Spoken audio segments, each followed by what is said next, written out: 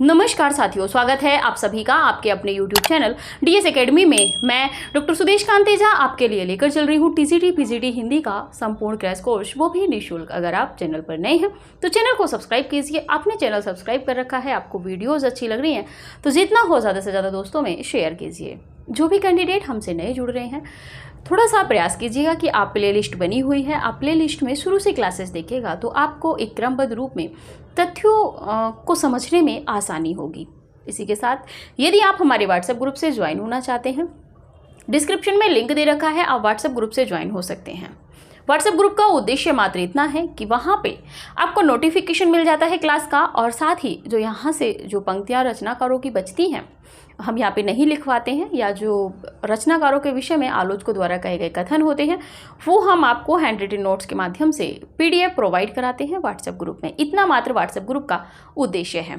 प्रत्येक रविवार को व्हाट्सएप ग्रुप की चैट ओपन की जाती है, जिसमें आपकी जो समस्याएं होती हैं आप उनको व्हाट्सएप ग्रुप में हमसे बात कर सकते हैं, और जो भी निराकरण होता है वो कर दिया जाता है। आपका कोई डाउट होता है या कोई क्लास को लेके या किसी को लेके भी आपको यदि कोई समस्या रहती है तो उसका निराकरण वहाँ पे समाधान कर दिया जाता है।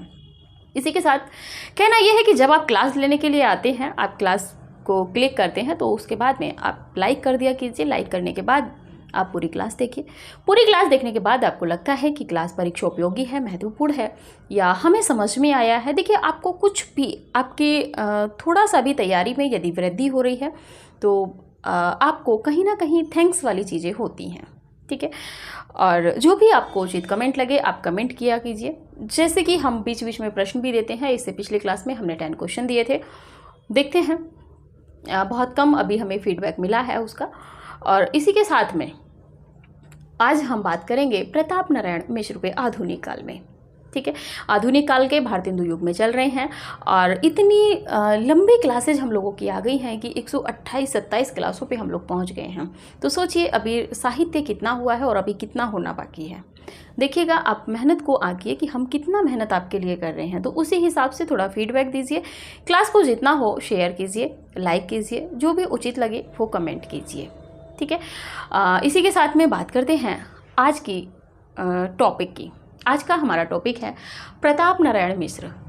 भारतेंदु युग के तीसरे जो रचनाकार हैं उनको हम पढ़ रहे हैं। कालक्रम की दृष्टि से यदि देखें तो ये तीसरे रचनाकार हैं प्रताप नारायण मिश्र जी, इनको पढ़ते हैं, ठीक है।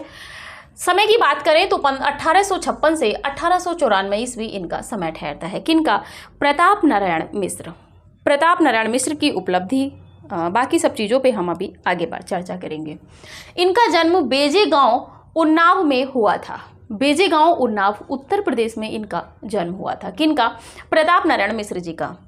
इनके पिता ज्योतिषी थे। किनके? प्रताप नारायण मिश्र जी के जो पिता थे वो ज्योतिषी थे। ये कानपुर की साहित्यिक संस्था थी रसिक समाज। रसिक समाज कानपुर की एक साहित्यिक संस्था थी, जैसे कि परिमल है, बाकी और संस्थाएं हमने देखी हैं, तो इससे से ये संबंधित थे। कौन? प्रताप नारायण मिश्र जी। ये भारतेंदु को अपना गुरु मानते थे। प्रताप नारायण मिश्र अपना गुरु किसको मानते थे? तो भारतेंदु जी को, ठीक है। आप कमेंट कीजिएगा कि बद्री नारायण चौधरी प्रेम घन को किसने अपना गुरु माना है। कमेंट कीजिएगा, बहुत चर्चित व्यक्ति हैं। अगर आपने पहली क्लास देखी है इससे तो आप पक्का कमेंट हमें करेंगे। बात करते हैं आगे। इन्हें भारतेंदु के समान लेखन शैली के कारण द्वितीय भारतेंदु के नाम से जाना जाता है। भारतेंदु युग में द्वितीय भारतेंदु किस रचनाकार को कहा गया है? तो ये है आपके प्रताप नारायण मिश्र। लेकिन क्यों कहा गया है? ये प्रश्न जो बनेगा किसको कहा गया है, ये तो प्रश्न बनेगा आपका TCT PGT में विकल्पीय रूप में। इसी के साथ में अगर आप देखेंगे कि क्यों कहा गया है, जब क्यों आ जाएगा, क्वेश्चन मार्क लग जाएगा, तो वहाँ पे आपसे प्रश्न किया जाएगा साक्षात्कार में। क्यों कहा गया है? क्योंकि भारतेंदु के समान लेखन शैली ही इनकी थी। जैसी भारतेंदु की लेखन शैली थी वैसी ही प्रताप नारायण मिश्र जी की भी लेखन शैली थी, इसीलिए इनको द्वितीय भारतेंदु कहा गया है। बात करते हैं आचार्य रामचंद्र शुक्ल ने प्रताप नारायण मिश्र को एडिशन कहा है, ठीक है। स्टिल आप समझ रहे होंगे, नहीं तो जब पहुंचेंगे तब बताएंगे। तो रामचंद्र शुक्ल ने प्रताप नारायण मिश्र को एडिशन कहा है। बद्री नारायण चौधरी प्रेमघन के समान इन्होंने भी लावनी शैली को अपनाया था। प्रताप नारायण मिश्र ने लावनी शैली को किसके प्रतिरूप में या किसके अनुकरण पर अपनाया था, तो वो है बद्री नारायण चौधरी प्रेमघन, इससे पहले रचनाकार जो हमने पढ़े थे। काव्य रचनाओं में यदि बात करें तो प्रेम पुष्पावली महत्वपूर्ण है, मन की लहर, लोकोक्ति शतक, तृप्यंताम, श्रृंगार विलास, प्रताप लहरी, थोड़ा सा देख सकते हो, बुढ़ापा, ब्रेडला का स्वागत, रसखान शतक, हिंदी की हिमायत, और बारहमन नहीं हर गंगा, बरहमन भी आप पढ़ सकते हो, हर गंगा आपको रटनी है। तो बद्री नारायण चौधरी प्रेमघन की जो रचनाएं हैं, प्रेम पुष्पावली महत्वपूर्ण है, मन की लहर, लोकोक्ति शतक, तृप्यंताम, प्रताप लहरी पढ़े रहिएगा, बुढ़ापा पढ़े रहिएगा, ब्रेडला का स्वागत, और हिंदी की हिमायत और हर गंगा, ये इनकी महत्वपूर्ण काव्य रचनाएं हैं। यहाँ से प्रश्न कई बार बन चुका है। तृप्यंताम और आपकी प्रेम पुष्पावली, मन की लहर, ये तो हर गंगा टीजीटी पीजीटी में कई बार प्रश्न बन चुका है। ठीक है, तो आप इसका स्क्रीनशॉट लीजिए, फिर आगे बढ़ते हैं।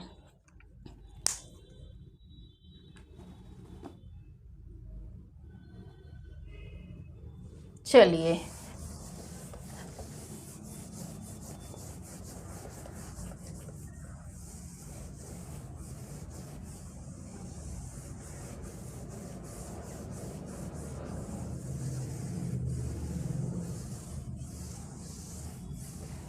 आगे बात करते हैं अगले तथ्यों पे। विशेष जो इनकी रचनाओं में है, काव्य में विशेष तथ्य है। ठीक है, पहले नंबर पे बात करते हैं प्रताप लहरी। इनकी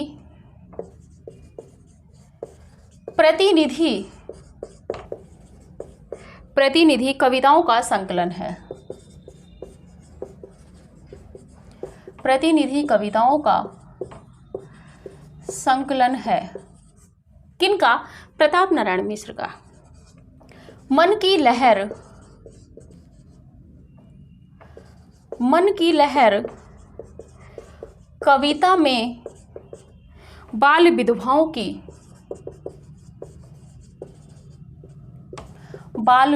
की करुण दशा का मार्मिक चित्रण किया गया है। करुण दशा का मार्मिक चित्रण है, यानी कि मिलता है। आगे बात कर लेते हैं इनके नाटक। इनके द्वारा जो रचित नाटक हैं, कली कौतुक रूपक।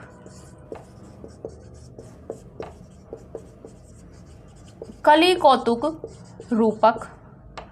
दूसरे नंबर पे बात करें संगीत शाकुंतल। तीसरे नंबर पे बात करें जुआरी खुआरी। फोर्थ नंबर पे बात करें हठी हमीर हट भी पढ़ी है ना आपने, कई बार पढ़ी है।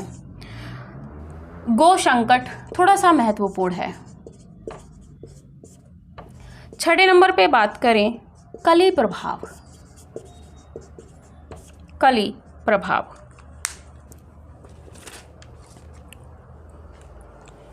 बात कर रहे थे प्रताप नारायण मिश्र जी की। विशेष तथ्यों में प्रताप लहरी जो इनकी प्रतिनिधि कविताओं का संकलन है। ठीक है, प्रतिनिधि कविताओं का संकलन का मतलब होता है कि जो रचनाएं, जो कविताएं, जो काव्य पंक्तियां या जो भी छोटी छोटी रचनाओं का एक जगह संकलन किया जाता है, वो प्रतिनिधि का मतलब होता है जो कहीं ना कहीं विशेष प्रसिद्धि में है, उनका कुछ ना कुछ महत्व है। देखिए, लिखता तो रचनाकार सब कुछ है, बहुत कुछ लिखता है, लेकिन जब प्रकाशित की बात आती है, जो लगता है कि हाँ इन सबको एक जगह इकट्ठा कर दे ताकि बच्चा इसी को लेके काम चला ले। जैसे कि राग विराग रामविलास शर्मा द्वारा निराला जी की है, तो इसीलिए इनमें क्या है, प्रतिनिधि कविताओं का संकलन है। मन की लहर की बात करें तो ये बाल विधवा, जैसे कि कम उम्र में विवाह हो जाता था। कम आयु में जब विवाह हुआ, उसके बाद किसी वजह से पति की मृत्यु हो गई, उसका निधन हो गया, तो वो जो बालिका होती थी कम आयु की, उसको वो विधवा हो जाती थी। फिर उस से क्या रहता था कि समाज एकदम से अनभिज्ञ हो जाता था, मतलब दूर रहने लगता था। माना जाता था कि वो सफ़ेद ही कपड़े पहनेगी और इस तरह मतलब एक कमरे में ही रहेगी, कोई उसकी मतलब उस पर उसकी किसी पे परछाई ना पड़ जाए, नवविवाहित जोड़े या बच्चे। तो इस तरीके से अपशकुन ऐसा माना जाता था। तो उस पर इन्होंने उनकी जो दशा होती थी स्त्रियों की या जो बालिकाएं होती थी, उनकी जो लड़कियों की जो दशा होती थी कम उम्र में, 8-10 साल की 10-12 साल की उम्र में शादी कर दी, 15-16 साल की उम्र में वो विधवा हो गई। अब बताइए इतना लंबा जीवन वो कैसे व्यतीत करेंगी? सती प्रथा का अंत हो गया। ठीक है, तो उनकी जो करुण दशा थी उसका वर्णन किसमें है? मन की लहर, यानी कि जो वो लड़कियां होती हैं वो अपने मन की लहरों को एकदम से रोक के रखती हैं। ठीक है, नाटकों में बात कर ले तो कली कौतुक रूपक महत्वपूर्ण है, प्रश्न बन चुका है। संगीत शाकुंतल, जुआरी खुआरी, हमीरहट, गोसंकट और कली प्रभाव, ये इनके नाटक हैं। आप स्क्रीनशॉट लीजिए, फिर आगे देखते हैं निबंध। चलिए,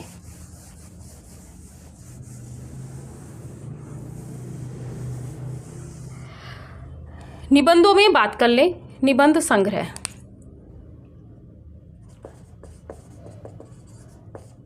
निबंधों में बात करते हैं। ये मूलतः आत्मव्यंजक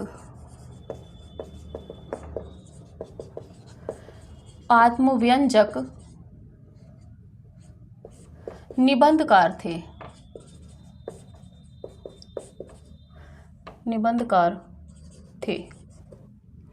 निबंधों में बात कर लेते हैं। प्रमुख निबंधों में पहला है धोखा। दांत, हम ऐसे ही लिखते चले जा रहे हैं, आप वैसे ही लिख लीजिएगा। बालक, वृद्ध, आप, बात, खुशामद, भों, नारी मनोयोग, मुच्छ, परीक्षा इनका निबंध है। समझदार की मौत, हा दा, नास्तिक,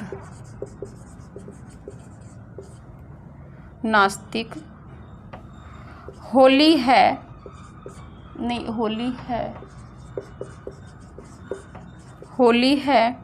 अथवा होरी। इसी के साथ में है ईश्वर की मूर्ति,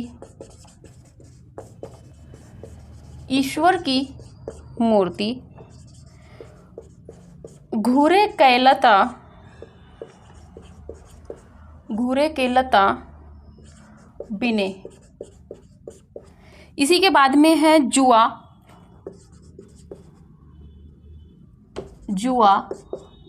सोने का डंडा, अंडा नहीं है, सोने का डंडा है, सोने का डंडा, अपव्यय, दान। आगे है कनातन का डोल बांधे। ये इनके निबंध हैं। प्रताप नारायण के निबंधों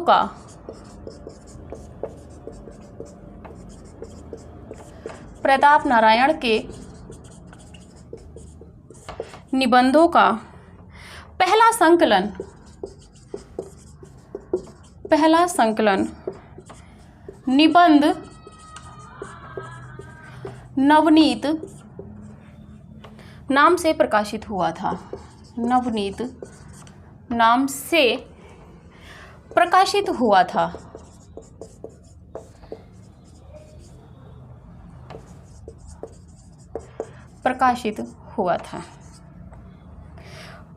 आगे बात कर लेते हैं प्रताप नारायण मिश्र नारायण ग्रंथावली शीर्षक से प्रताप नारायण मिश्र के निबंधों का संग्रह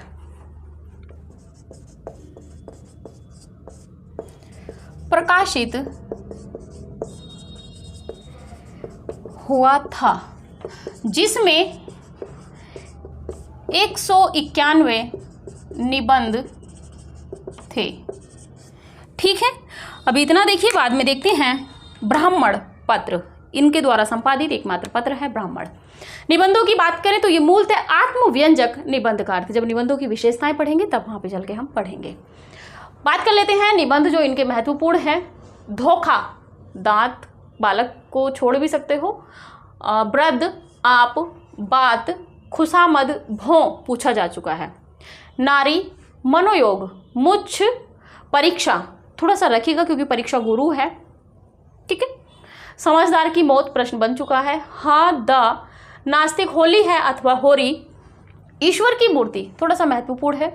घूरे के लताबीन ने, यह भी प्रश्न बन चुका है। जुआ, सोने का डंडा, अपव्यय, अपव्यय किसी और की रचना भी है, कमेंट कीजिएगा किसकी पढ़ी थी। दान, कनातन का डोले बांधे।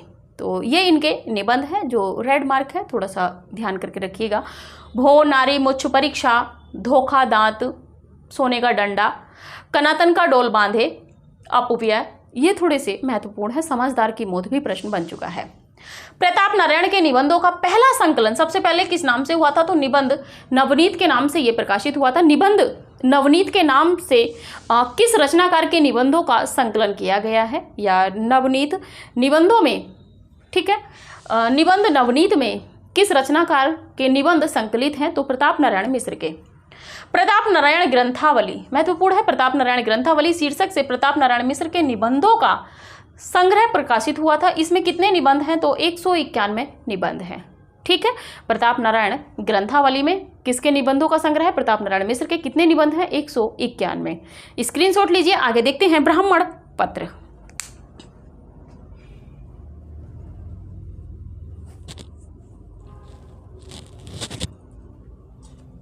चलिए, क्योंकि यहाँ पे पूरा आता नहीं, हमें लगा कि एक ही बार आपको कंप्लीट कराते हैं।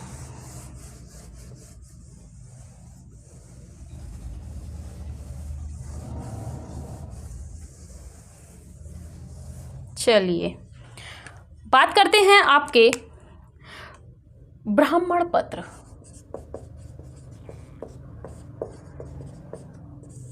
ठीक है। प्रताप नारायण मिश्र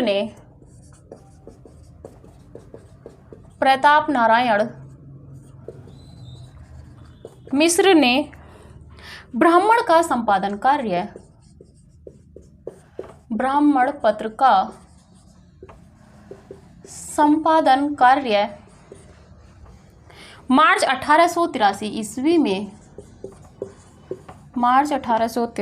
ईस्वी में आरंभ किया था। कब? मार्च 1883 ईस्वी में। यह मासिक पत्र था।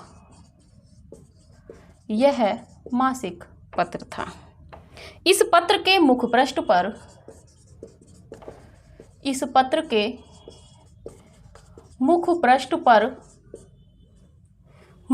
पर सबसे ऊपर अर्धचंद्र बना रहता था। चंद्रमा के आकार के भीतर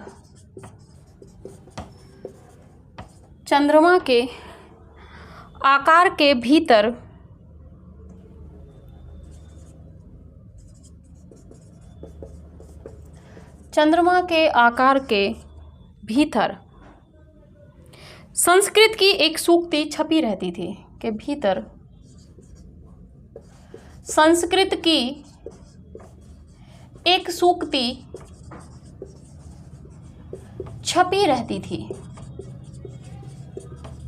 छपी रहती थी। सूक्ति क्या थी देख लेते हैं। शत्रुरपि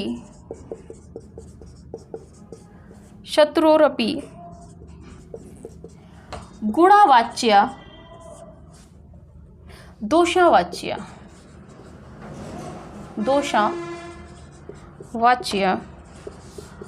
गुरोरपि, ये सूक्ति इसमें छपी रहती थी।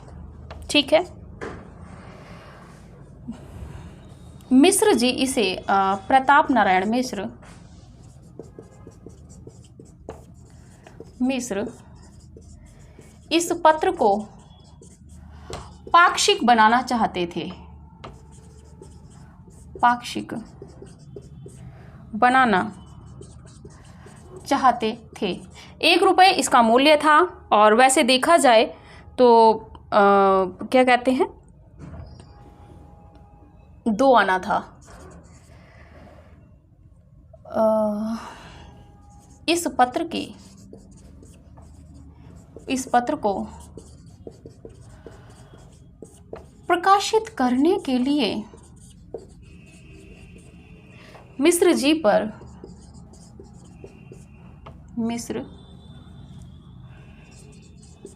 के पास धन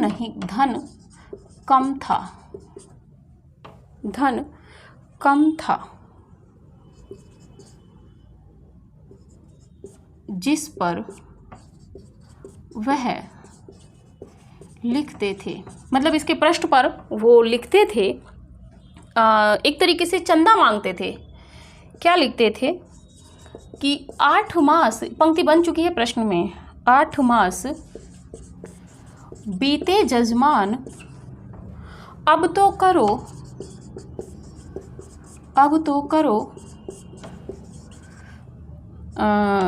दक्षिणा,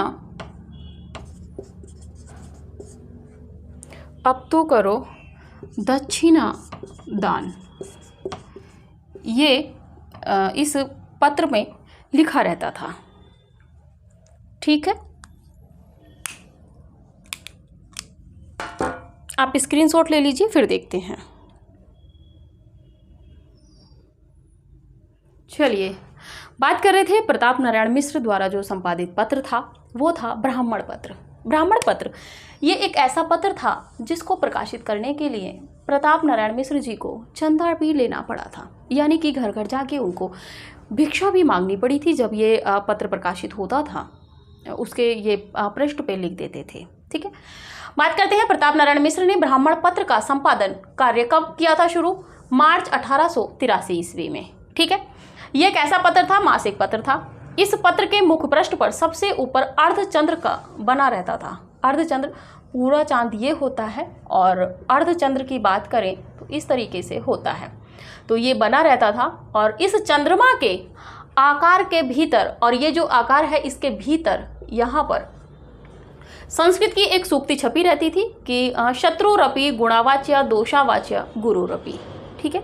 कि शास्त्रों में जो गुण हैं वो बचने योग्य हैं, हम इनका व्याख्यान करते हैं। दोषावाच्य गुरुरपि, दोषों से आप बचिए, इस तरह की ये पंक्ति थी। बात करते हैं प्रताप नारायण मिश्र इस पत्र को पाक्षिक बनाना चाहते थे। कौन पत्रकार है या कौन संपादक है, वह कौन सा पत्र था जिसको उसके संपादक मासिक से पाक्षिक बनाना चाहते थे? पाक्षिक का मतलब होता है 15 दिनों में एक बार प्रकाशित होना। 2 पक्ष होते हैं, महीने के 2 पक्ष होते हैं, 15 दिन का एक पक्ष, 15 दिन का एक पक्ष। ठीक है। तो ये है प्रताप नारायण मिश्र, ये ब्राह्मण पत्र को पाक्षिक बनाना चाहते थे, ये मासिक था। इस पत्र को प्रकाशित करने के लिए मिश्र जी के पास धन कम था जिस पर वह लिखते थे। बीच में धन का जब अभाव हुआ तो इन्होंने लिखा था कि 8 मास बीते जजमान। पहले तो ये 4 मास पे भी कहते हैं कि 4 मास बीते जजमान, अब तो सुधिया ले हो। ठीक है, कि अब तो आप कुछ सुधी ले लो, मुझे 4 महीने हो गए हैं इस पत्र को चलाते चलाते। ठीक है, निकालते हुए कोई भी तंगी रहती है, कोई भी समस्या रहती है, मैं फिर भी इस पत्र को निकाल रहा हूँ। उसके बाद फिर से मतलब पत्रिकाओं जो पत्र निकलता था उसमें छापते थे। इसके बाद वो कहते हैं कि 8 मास बीते जजमान, 4 मास से 8 मास हो गए हैं, अब तो करो दक्षिणा दान, अब तो आप कुछ दक्षिणा दे दो ताकि ये जो मेरा पत्र है, जो ब्राह्मण पत्र था, ये ना रुके, ये निरंतर निकलता रहे। और ये पत्र था जो बाद में इस प्रेस को खड़गपुर बिलास प्रेस के रूप से इसको खरीदा भी गया था। तो ये सब इतना महत्वपूर्ण नहीं है, महत्वपूर्ण आपके लिए इतना ही था। ठीक है, तो आज की क्लास हम यहीं तक रखते हैं, क्योंकि प्रताप नारायण मिश्र जी को हमने पूरा पढ़ लिया है। और जो भी कुछ कथन वगैरह रहेंगे वो आपको पीडीएफ के माध्यम से व्हाट्सएप ग्रुप में दे दिए जाएंगे। अभी की क्लास यहीं तक रखते हैं, मिलेंगे अगली क्लास में अगले भारतेंदु युग के रचनाकार के साथ में। क्लास को जितना हो ज़्यादा से ज़्यादा लाइक कीजिए, कमेंट कीजिए, जो भी आपके पास पब्लिकली प्लेटफॉर्म है उस पर शेयर कीजिए। व्हाट्सएप ग्रुप से ज्वाइन होना चाहते हैं तो डिस्क्रिप्शन में लिंक दे रखा है, आप ज्वाइन हो सकते हैं। इसी के साथ में तुलना आप हमारी किसी से नहीं कीजिएगा। और दूसरी बात यह है कि एक कोई कैंडिडेट है, नाम नहीं बोलेंगे, पर्सनली व्हाट्सएप ग्रुप से फ़ोन नंबर लेके आपने कॉल किया, ठीक है आपने कॉल किया, लेकिन आप ये नहीं कह सकते हैं कि आप दूसरे से तुलना नहीं करेंगे। हम बार बार इसी चीज़ को कह रहे हैं। इतना हम फ्री ऑफ कॉस्टली आपको दे रहे हैं, फ्री में सारा कुछ आपको पूरा कंटेंट दे रहे हैं, विस्तृत क्लासेस दे रहे हैं, किसी क्लास में कहीं कोई रिदम में नहीं छूट रहे हैं। आप मानिए कि 28, 29, 30 क्लास पे हम पहुँचे हैं और अभी आधुनिक काल में भारतेंदु युग में हैं। सोचिए अभी कितनी क्लासेस आनी बाकी हैं, कितना मेहनत हम आपके लिए कर रहे हैं। इसके बाद आपका लाइक, कमेंट और शेयर करना तो बनता ही है। ठीक है, तो फ्री में इतनी विस्तृत क्लासें पूरे यूट्यूब में आपको कहीं पे नहीं मिलेंगी। कहीं कहीं तो आप अगर पे करके भी अगर क्लास लेते हो तो इतना विस्तृत जो तथ्यात्मक चीज़ें हैं, जो मूल किताबों से जो तथ्य हम आपको दे रहे हैं वो आपको कहीं पे नहीं मिलेंगे। अगर आपने पहले से कहीं पे पढ़ा है तो आप खुद इन चीज़ों का अनुमान लगा रहे होंगे।